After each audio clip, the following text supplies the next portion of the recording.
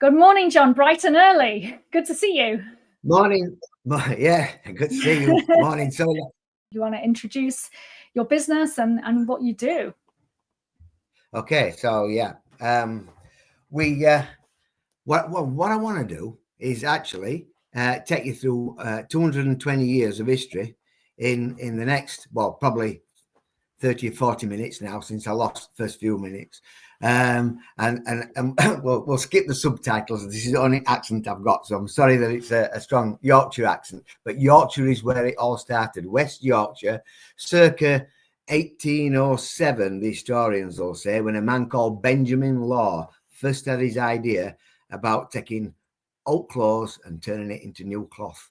And there's so many stories around that and around what he did and what happened to him that time just won't allow right now. But maybe if somebody wants to contact me later on, I'd be glad to bore you with many stories about the old trades, some little snippets of which might come in during this one. So he got this idea about converting old clothes into new clothes, and so that our trade's really old. And when he first discovered that it were possible, he kept it secret, and that kind of epitomised the shoddy and mungo trade in the UK for almost all those 200 years. It's a series of secrets and lies, often kept in families, as it were passed down from generation to generation. How to blend the different raw materials, how to get different colours and repeat the colours, how to get just the right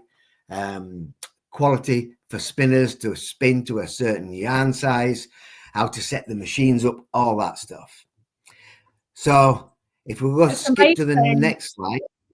It's amazing that it's a 200-year-old industry, and we're saying circularity is so new, and I've been doing this for years.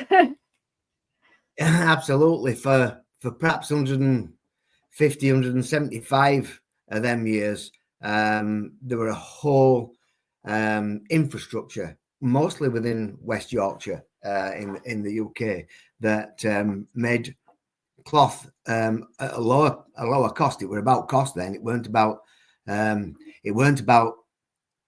environment. That wasn't even a consideration. In fact, it was quite the opposite, in so much as there are stories about the mills having recycled wool delivered under cover of darkness, with the bales all marked up, coded as something else, so people would think it were new wool. Because it wouldn't have been a good point, it'd have been a bad point if people thought there were old clothes in their new cloth.